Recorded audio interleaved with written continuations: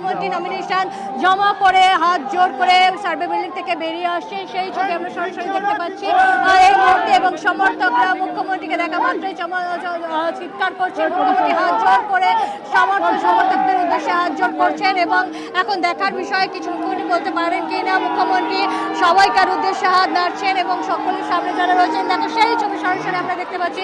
মুখ্যমন্ত্রী আমরা দেখতে পাচ্ছি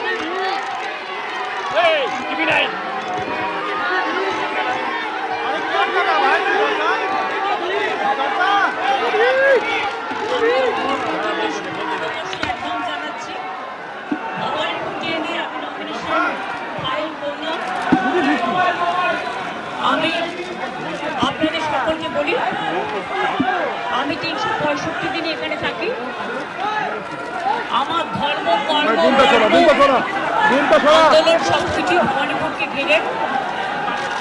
আমি ছোট্টবেলা থেকে এখানেই আছি, এখানেই থাকি, এখান থেকেই আমার সবকিছু। এবং তাই ভবানীপুরের মানুষদের আমার ধন্যবাদ, আমার নমস্কার, আমার সালাম, আমার জয় জিনেন্দ্র ভালছু বলে এখান থেকেই আমার সবকিছু।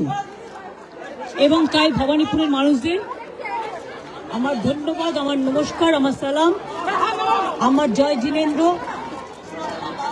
ভালছু বলে সত শ্রী অকাল জি বলে সবাইকে নমস্কার নমস্তে জানিয়ে আপনাদের সকলকে অসংখ্য ধন্যবাদ জানিয়ে আমি আমার নমিনেশন যেমন ফাইল করলাম, আমি চাই আমার ভবানীপুর কেন্দ্রের সাথে সাথে 294টা কেন্দ্রেই আমাদের তৃণমূল কংগ্রেস এবং জোড়া ফুল তাদের প্রত্যেকটা প্রার্থীকে ভোট দেওয়ার জন্য আমি বাংলার মানুষকে অভিনন্দন জানাবো।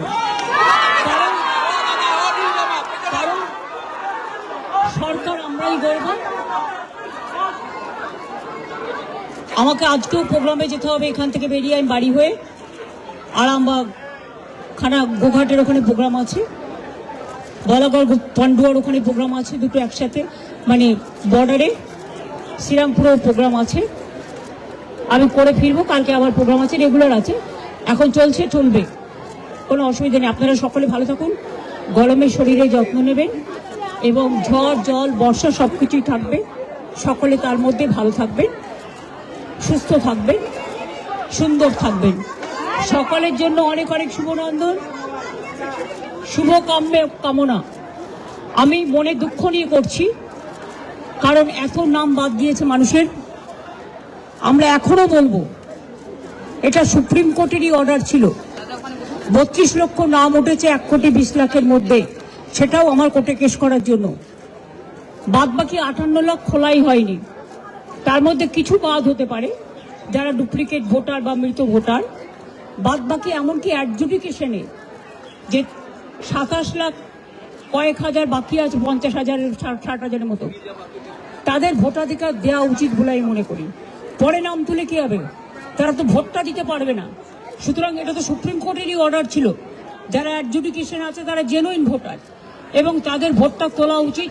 এটা সুপ্রিম কোর্টই বলেছিল যে তারা ট্রিব্যুনালে বাদ বাকি লোকেরা যাবেন এবং ট্রিব্যুনালে সেটেলড হবে। তাহলে ফ্রোজেন করে দেওয়ার মানেটা কি, এটা আমার মাথায় ঢুকছে না। আমরা এটা নিয়ে আবার যাব, আবার বিচার চাইব। আপনারা দেখলেন মমতা বন্দ্যোপাধ্যায়, তিনি আলিপুর সার্ভে বিল্ডিং এ তিনি মনোনয়ন পেশ করলেন। সায়ন্ত রয়েছেন আমার অপসহকর্মী আমাদের সঙ্গে। সায়ন্ত,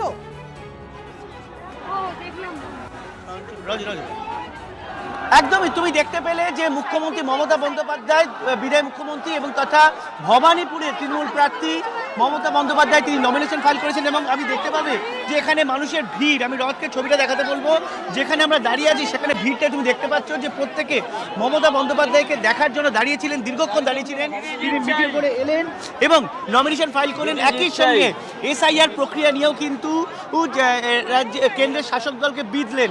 সব মিলিয়ে তিনি এইটাকে মূলত চ্যালেঞ্জ হিসেবে নিয়েছেন এবং চ্যালেঞ্জ নিয়েই আগামী নির্বাচনে যাচ্ছেন এবং নির্বাচনে লড়বেন। দেখো আজকে মমতা বন্দ্যোপাধ্যায়ের সঙ্গে দক্ষিণ কলকাতার নেতৃত্ব, তার 8 জন কাউন্সিলর, তার সঙ্গে তৃণমূলের যারা মূলত এই দক্ষিণ কলকাতা মনোনয়ন পেশের পরেও আবারও SIR নিয়ে সুর ছড়ালেন মমতা বন্দ্যোপাধ্যায়। আমাদের নজর থাকবে।